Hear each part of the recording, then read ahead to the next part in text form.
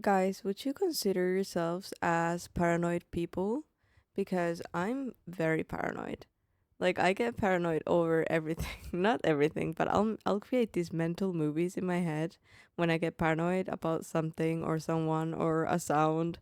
I'm like paranoid and delusional. What a mix. But today we're watching a video called 10 Paranoid People Who Were Proven Right. I don't know if this is a video I should be watching because from now on I'll just think that all my paranoia is like true. But let's see what this video is about, guys. It was an outrageous story. I mean, I admit it, but it was true. Welcome to WatchMojo, and today we're looking at those incredibly suspicious of other people or institutions and were mistreated only to be proven right. We're teaching the politicians to be straight and not crooked. Rachel Carson. Since ancient times, farmers have utilized various forms of pesticides. This made it easy for mid-20th century America to accept the rollout of DDT, a sprayable chemical that could eradicate most insects. And here's our first headline. Science can now rid the country of mosquitoes. The mosquito is doomed. Some, like Rachel Carson, were against it from the beginning. In her book, Silent Spring, published in 1962, she laid out the dangers it presented to the environment and human health. No witchcraft, no enemy action had snuffed out life in this stricken world.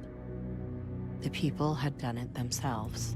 Her concerns were met with jeers from the chemical industry, who threw baseless and misogynistic attacks at her. I know that many thoughtful scientists are deeply disturbed that their organizations are becoming fronts for industry. Carson passed away just 2 years later, meaning she wouldn't live to see just how right she was. It was banned for agricultural use in 1972, but its effects still affect wildlife and human populations today. I mean, that just sounds to me like there was only one person at that time with like common sense. Like, why scientists made that up and didn't think of like how it's going to affect the environment? That's crazy. That is crazy. Her message was that there's an ongoing story. It doesn't just stop with the removal of pesticides. Russ Tice. A government going out of its way to spy on its own people sounds ludicrous. Yet in 2005, Russ Tice risked his job at the National Security Agency to expose that very behavior. He claimed that the NSA and Defense Intelligence Agency were listening in on some civilians' conversations. It didn't matter whether you were in Kansas, in the middle of the country, and you never made a communication or a foreign communications at all. They monitored all communication. He attempted to take these concerns to Congress, but was swiftly silenced in the form of being forced to undergo a psychological evaluation, where he was diagnosed with paranoia. I think most people realize I'm not crazy now, but back then it was like, hey, that guy's crazy, and you in the press would go, ooh, is he really crazy or not? You know? The whistleblower never backed down, leading to conservative figureheads like Bill O'Reilly calling for his arrest. Well, the bottom line on this is that Tice made some very serious accusations. He went on NBC News, and he can't back them up. Though What? I mean, that is crazy. But also, have you seen like whenever someone who knows a little bit too much says something, they usually are eliminated, basically. So it definitely wouldn't surprise me. And also it wouldn't surprise me if they were listening. But it doesn't really make sense. Because nowadays people are pretty open with their like ideas and what they think. Like, why would they do that? Just doesn't make sense. Just watch TikTok and hear people out, you know. But yeah, it kind of makes sense why, you know, like, I don't know. But if you are tuning in, government, then hello. Yeah, that's all I gotta say. Hope you're having a nice day. President Bush admitted to allowing some citizens to be spied on in 2006. Tice wouldn't be believed until 2013, when Edward Snowden revealed the true depth of their mass surveillance. So I just want to get a sense of why did you decide to do what you've done? So for me, it all comes down to state power against the people's ability to meaningfully oppose that power. Adrien Schoolcraft. The idea of the police working against those they're meant to help is unfathomable to some. I've been covering the police department for almost 20 years, and this is the craziest story that I ever came across in my entire period. As a member of the NYPD, Adrien Schoolcraft was eager to help the city and its citizens. When he began to offhandedly record conversations, he got footage of the department enforcing arrest quotas and encouraging officers to charge people with whatever possible. Schoolcraft turned on his own and reported them. He was met with harassment and was even demoted to desk duty. He refused to remain silent, leading to him being forcibly hospitalized, which he also recorded. After being fired, he published everything. The commissioner is probably the most prominent. Forcibly hospitalized? Oh, like in like crazy? As in like mental hospital? Wow. Law enforcement official in the country. You have a billionaire mayor, and they're worried about their legacies. And here's little Adrien Schoolcraft saying, giving a completely different narrative to the last 8 years. A report made in 2012 found that he'd been right, and in more recent years, more officers have come forward to speak against the quota system.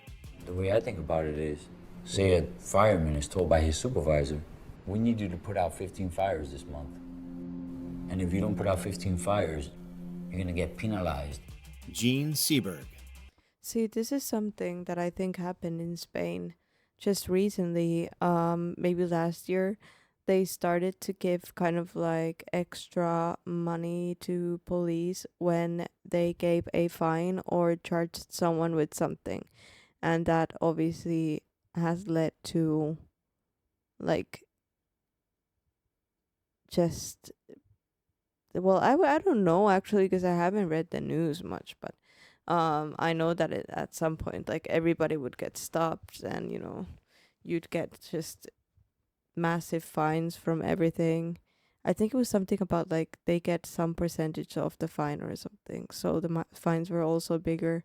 I might be wrong though, so take what I say with a grain of salt, but I heard something similar to that. In the mid-20th century, Gene Seberg was on track to become the face of the French New Wave film movement. Je voudrais penser à quelque chose, et je n'arrive pas. Yet, after a series of financial donations to civil rights groups such as the NAACP in the 1960s, her career was suddenly derailed. We all wear masks all the time.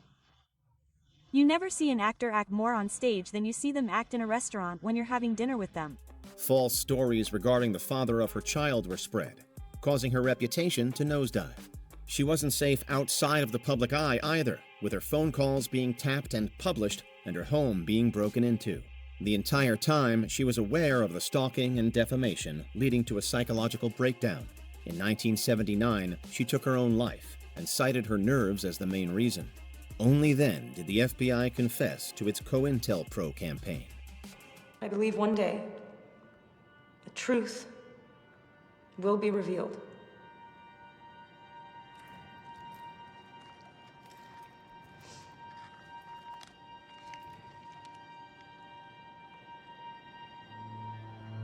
Thank you. Harry Markopolos. This poor girl should be a lesson to all not to disregard credible warnings. As far back as 1999, financial fraud investigator Harry Markopolos collected evidence implicating financier Bernie Madoff in a massive fraud case. Harry started engineering it, looking at it, and dissecting the returns, and he's, after 4 hours of work or so, came up and said, Frank, this is a Ponzi scheme. I said, Harry, that's a strong word. And Harry says, look at this, the market goes down, he's not hurt at all. He produces 1%. Market goes up, he produces 1%. He brought his concerns to the U.S. Securities and Exchange Commission 3 separate times and was ignored. Meanwhile, the cost of Madoff's Ponzi scheme climbed higher. Markopolos didn't give up, though he began to fear that Madoff or one of his associates would harm him. His 2005 attempt, a 21-page analysis dating back nearly 15 years, was still ignored. Well, if the people there aren't trained in securities work, what are they trained in? How to look at pieces of paper, that the securities laws require. They can check every piece of paper perfectly and find misdemeanors, and they'll miss all the financial felonies that are occurring because they never look there. Even when pointed to fraud, they're incapable of finding fraud. In 2008, the bubble surrounding Madoff popped. By then, tens of billions of dollars had been defrauded, and Markopolos got the opportunity to admonish the SEC for ignoring him for so long. When an entire industry that you were supposed to be regulating disappears due to unregulated, unchecked greed, then you are both a captive regulator and a failed regulator. Christine Collins. That is so crazy, but it's also like kind of weird that only one person usually finds out, like, well, not usually, but you know, in these cases. But okay. Crazy though. 1928, Christine Collins experienced every parent's worst nightmare when her son Walter went missing. I'm calling to report a missing child. Missing child. What's your relation to the child, ma'am? It's my son. After months, the LAPD claimed they found him in Illinois. She was relieved until she actually saw him and realized he wasn't her son at all. It's not my son. What? What are you saying? It's not my son. Her concerns were brushed aside, and she reluctantly took the imposter home. Weeks later, she brought dental records to prove her case, earning herself a forced commitment to a psychiatric hospital. It wasn't until the child himself was questioned that they learned he'd been lying in order to get a free trip to Hollywood to meet his favorite movie star, Tom Mix. Collins was no way. There is no way. Oh, like, I have so many questions for this one. First of all, you lost your child. Then they said they found him and it's not your child. You still take the child home knowing it's not your child. That's somebody's child still. And then you go and prove it's not your child. Then you get put in a mental hospital. What is actually going on here? How is that even possible? And then the child just wanted to see his favorite movie star actor. This is crazy. Who raised that boy? Who raised you? Like, how did the child have the balls to go with like some random woman? Freed 10 days later. Though she was vindicated, she never saw any restitution from the police, and her son was never found. Maybe Walter's out there having the same fears that he did. Afraid to come home and identify himself, or afraid he'll get into trouble. But either way, it gives me something I didn't have before tonight. What's that? Hope. Martha Mitchell. When Martha Mitchell first came to Washington, D.C., she made a name for herself as a professional gossip, especially when it came to politics. If I'm doing anything wrong in this government, just tell me about it. When the Democratic National Committee headquarters were broken into in 1972, Mitchell suspected her husband and the Nixon re-election committee he was part of. She tried calling a journalist, but the call was cut. I'm in the office and the phone rings and it's Martha Mitchell. Days later, she was found beaten and imprisoned at the Westchester Country Club. She'd claimed to have been dragged and kidnapped by Nixon's men, all while they ruined her reputation. I'll tell them all. And you know what they're going to do? They'll probably end up killing me. When the smoke cleared, she'd lost everything from her marriage to her connections. In 1975, her story was corroborated by one of the perpetrators of the Watergate burglary, proving that she'd been telling the truth. Ignaz Semmelweis. That is in the 19th century. So crazy. Imagine how many people like are right now like know something but don't want to tell it or say anything because they'd probably either been seen as crazy or they would have like some type of repercussion like this. That is like insane to me. I bet there's a lot of people out there that have worked for the government, for example, that know things that they can't talk about. But yeah. Ugh. Ignaz Semmelweis was a champion for women's health and lost everything because of it. Although he couldn't explain why hand disinfection was so effective, his research in 1847 would go on to transform the way surgery is carried out. It all began at Vienna General Hospital, when he saw female patients getting different results depending on what ward they were admitted to, as one was more deadly. After extensive research, he learned that the women were being exposed to illness due to doctors handling corpses beforehand. He suggested that professionals wash their hands to lower those chances. He ordered the students to wash their hands in a solution of chlorinated lime before each examination. Despite the fact that his findings saved several lives, his theory was ridiculed and he was fired. The medical community really didn't want to change.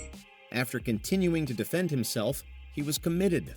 He passed just 2 weeks later, and his findings would continue to be ignored until Louis Pasteur expanded upon them in his own work. Gary Webb. That is absolutely crazy. That is so crazy. Why? I mean, if he ended up saving lives, that makes absolutely no sense. I am speechless about that one, honestly. Much like mass surveillance, the idea of government organizations funneling harmful substances into civilian neighborhoods may have once sounded absurd. Gary Webb had built a life and reputation for himself as a journalist. His career and life changed forever when he worked on the Dark Alliance series, which posited that the crack epidemic in the 1980s was started by the Nicaraguan Contras, supported by the CIA. And we showed it very conclusively that that was the case. His claims were embraced by some and derided by others, with the administration and his publisher falling into the latter camp. What we found was that they were selling this stuff in South Central, which is, predominantly black section of Los Angeles. Webb took his own life in 2004, though many suspect murder. An internal investigation found the CIA knew about Contra's involvement, and that they'd stopped other agencies from investigating them. The real tragedy here is that as far as we know, no one from the CIA or the mainstream media even lost their jobs over this. The only people who suffered for it were the journalists who exposed the story and the millions of people targeted by the unjust and racist laws that were passed in response to the 1980s crack crisis. Before we continue, be sure to subscribe to our channel and ring the bell to get notified about our latest videos. You have the option to be notified for occasional videos or all of them. If you're on your phone, make sure you go into settings and switch on your notifications. Ernest Hemingway. I need to learn how to wink, guys. Ernest Hemingway is widely considered to be one of the greatest American authors. In 1950, the New York Times declared Ernest Hemingway the most important writer since the death of Shakespeare. He was also convinced he was being targeted by the government. He and Mary and some friends had dinner at the Christiana restaurant in Ketchum. Still is in place. You can go there anytime. And he felt that there was a guy in a trench coat sitting in the restaurant, and he thought it was an agent. He feared that they were tracking his every move, leading to intense paranoia that led to inpatient treatment and several electroconvulsive shock treatments. No way this all was real. If this was real, see, this is kind of like the stuff like I feel like if I'm driving during the night and I see that someone like takes the same turns as me, immediately I'm like, okay, I'm getting followed. Now I need to think of a plan. Maybe I just want to live like in some type of like survival movie or action movie, but stuff like that get me paranoid. There's a lot of stuff that make me paranoid actually. But yeah. It's like being electrocuted 20 times. It was only after he took his life in 1961 that the truth came out. Not only had the FBI been tracking him since he'd patrolled Cuban waters during World War II, they had created a 124-page file about him. Though he was right the whole time, that answer came at the cost of his own life.